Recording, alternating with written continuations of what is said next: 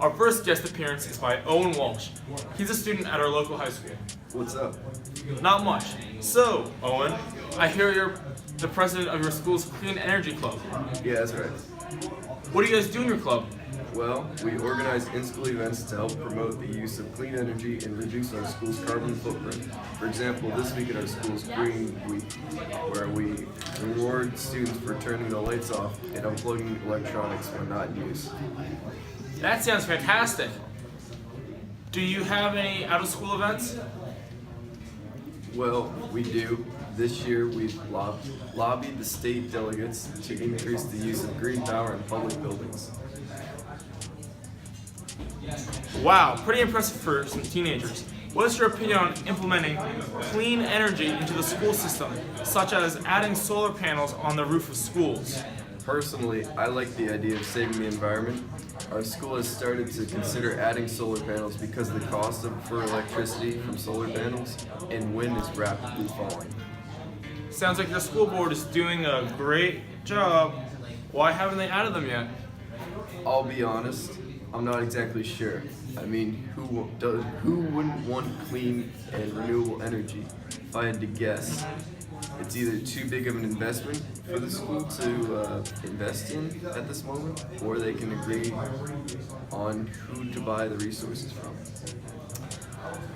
Very interesting. Can you, your peers, or your club do anything to facilitate the implementation of the solar panels relatively soon?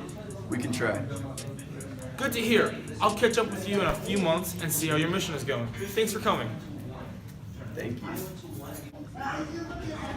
I'm with Jack Thomas, who's currently a leading scientist studying clean and renewable energy with IRENA, the International Renewable Energy Agency.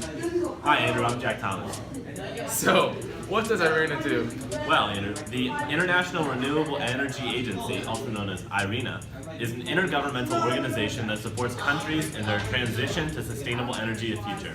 And it serves as the principal platform for the international cooperation, a center of excellence, and the repository of policy, technology, resource, and financial knowledge on renewable energy. That's awesome! What's your expert opinion on the cost and or benefit of transitioning towards renewable energy? Well, Andrew, newly installed renewable power capacity set new records in 2016. The notion that renewable energy is something that only rich countries can afford is no longer valid. Most new renewable energy capacity is being installed in developing countries. What about the myth that fossil and nuclear power are needed to provide the baseload electricity supply when the sun isn't shining or the wind isn't blowing? That's exactly what I'm talking about. It's a myth, and research shows that it's false. That is quite thought-provoking. How fast is the industry growing? Well, last year, the solar panel industry saw a growth of 33%. However, hydropower is still the leading renewable energy source. It generates approximately 71% of all renewable energy. I heard that only 15% of our overall energy use is from renewable sources. How can the green power industry grow so rapidly and continue to barely contribute to society? Well, Andrew, I'm glad you mentioned that, because that's also a myth. In reality, about a quarter of our global electricity can be from renewable power sources. Last question. Since you work for an international organization, which countries are leading the facilitation of green power? As a country, how is America doing? Great question. Currently, I believe the top 5 countries for renewable electricity capacity are China, the United States, Brazil, Germany, and Canada. Thank goodness. Anyways, thank you for coming today. Anytime. Our final guest is Joe Cava, Google's Senior Vice Principal of Technical Infrastructure. Thank you for inviting me. So, Mr. Kava, according to RAND21, there has been an upsurge in cities, states, countries, and major corporations committing to 100% renewable energy targets because it makes economic and business sense, quite apart from the climate, environmental, and public health benefits. What are your thoughts on this?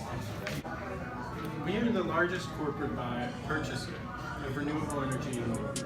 I believe it is good for the economy, good for business, and good for our shareholders. It's great to hear that such a large company is on board with clean and renewable energy. Last year, we used as much energy as the city of San Francisco. Wow. In 2017, we strived to offset our use of non-renewable energy with new clean energy and other factors. Wow. How could you accomplish such a feat? Well, we recently bought 536 megawatts of wind power. We also use solar power. Interesting. How has this impacted other companies such as Apple or Amazon? Well, Apple is close to buying enough clean, renewable energy to cover all their needs. As for Amazon, they're actually the second largest purchaser of renewable energy behind us. We strive to be a leader in the industry, and we hope to set an example for companies everywhere. Well, that's all the time we have for today. We will see you in next week's edition of the SJ Show. See you then.